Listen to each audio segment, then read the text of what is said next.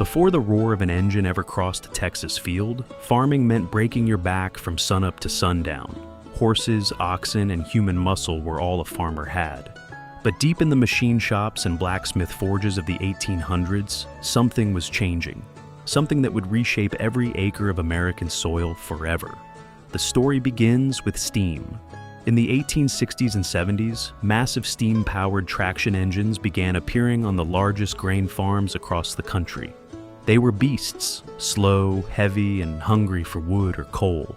But they could power a threshing machine better than any animal alive.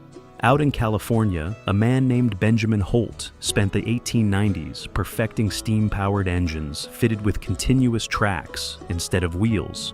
By 1908, his gasoline-powered Caterpillar models were becoming well-known across the West. That name would become legendary. The real turning point came in 1892, when Iowa inventor John Froelich built the first gasoline-powered machine that could move forward and backward under its own power. Something no steam engine could reliably do. The Waterloo Gasoline Engine Company formed around his invention, though the original design failed to sell. The technology, however, was planted like a seed in American soil. Then came the word itself. Charles Hart and Charles Parr set up shop in Charles City, Iowa, in 1900. Their sales manager invented a brand new word to describe their self-propelled machines: tractor. The Hart-Parr No. 3, built in 1903, is the oldest surviving internal combustion tractor in existence, a 14,000-pound giant producing just 30 horsepower.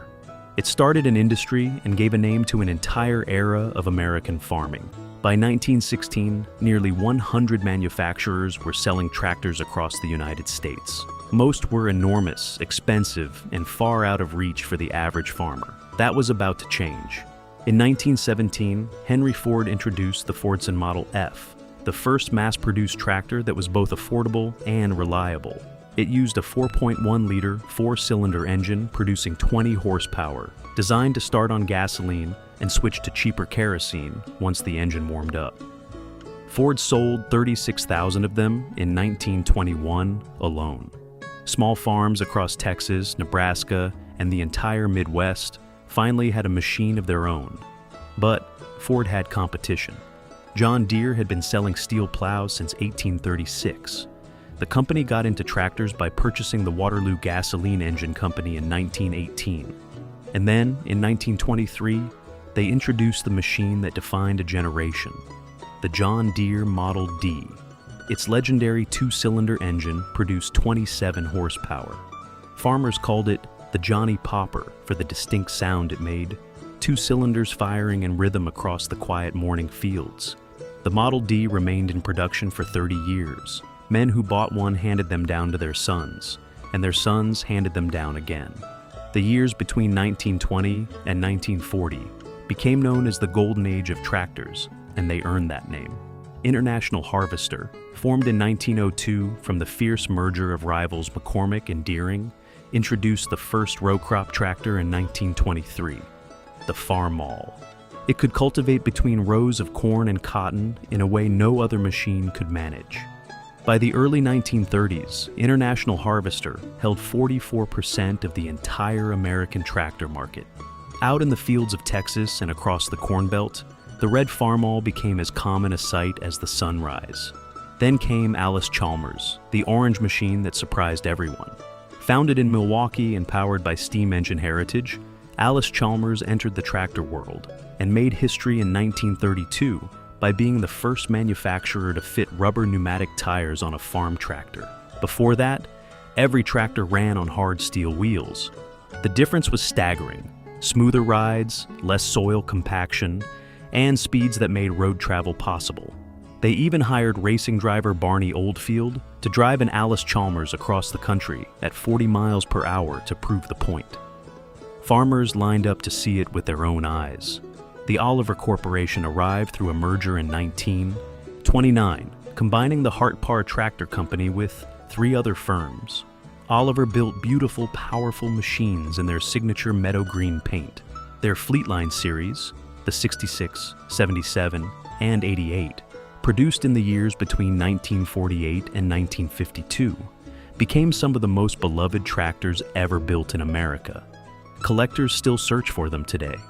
Minneapolis Moline added its own chapter to the story, painting its tractors a bold prairie gold. In 1938, they introduced the UDLX Comfort Ractor, the first closed-cab farm tractor in North America, fitted with a radio, a heater, and even a passenger seat. Farmers thought it was science fiction. Their powerful G Series, introduced in 1959, eventually produced 142 horsepower in the G1355 model of 1972, the most powerful tractor they ever built. The 1950s brought the diesel revolution. Gasoline was giving way to diesel engines that produced more torque, used less fuel, and lasted longer in the field. John Deere answered with the Model 720 and 820 in 1956. Case, which traced its roots all the way back to Jerome. Case, founding his threshing machine company in 1842, pushed forward with increasingly powerful diesel machines through the 50s and 60s. Ferguson, the Irish-born engineer Harry Ferguson, had already changed the game by developing the three-point hitch system, a method of attaching implements to the back of a tractor that is still used on virtually every tractor built anywhere in the world today. Then came 1960, and the consolidation that broke hearts across rural America. White Motor Corporation, a truck manufacturer from Cleveland, Ohio, began buying up the beloved names one by one. Oliver fell in 1960. Cockshut of Canada fell in 1962. Minneapolis Moline fell in 1963. Slowly and painfully, the iconic names faded. The last Oliver tractor ever built, a Model 2255, painted meadow green with white wheels, rolled off the assembly line in Charles City, Iowa on February 13, 1976. Minneapolis Moline had already gone silent 2 years earlier, in 1974. White Motor Corporation itself filed for bankruptcy in 1980. Three legends gone within a single decade. Meanwhile, John Deere refused to die. In 1960, they made one of the boldest decisions in agricultural history. They completely abandoned their famous two-cylinder engine and launched the entirely new four-cylinder and six-cylinder new generation tractors. Farmers who had loved the Johnny Popper were stunned, but the new machines, the 3010, the 4010, the 5010, the 6010, were more powerful and more comfortable than anything that had come before. John Deere never looked back. In 1972, they introduced the Sound Idea generation with its enclosed quiet operator cab. By the early 1990s, the 7000 and 8000 series tractors were redefining what a modern farm machine could be. Case and International Harvester had their own reckoning. In 1984, after International Harvester suffered devastating financial losses, Case acquired the agricultural division, and the two legendary names were merged into Case 1H. In 1988, the Case IH Magnum series launched, a family of tractors that combined the engineering heritage of both companies into one powerful red machine. The Magnum became a staple on Texas farms through the 90s and well into the 2000s. New Holland, tracing its roots to a small machine company founded in New Holland, Pennsylvania in 1895, passed through the hands of Ford in 1986 and then Fiat in 1991, eventually becoming one of the most recognized names in the world. Today, the blue tractors of New Holland work fields on 6 continents. And then came the machines of the modern age. By the early 2000s, GPS guidance systems were being fitted to tractors that already produced over 300 horsepower. John Deere's AutoTrack system, introduced in 2001, allowed tractors to steer themselves across a field, with accuracy measured in inches. What began with a 14,000-pound steam beast in an Iowa field had evolved into a precision instrument guided by satellites orbiting 200 miles above the Earth. Today, the names that survived, John Deere, Case 1H, New Holland, AGCO, Massey Ferguson, Fendt, Kubota, build machines that would be unrecognizable to the farmers of 1917 who crowded around a Fordson Model F with wonder in their eyes. But those farmers started something that never stopped.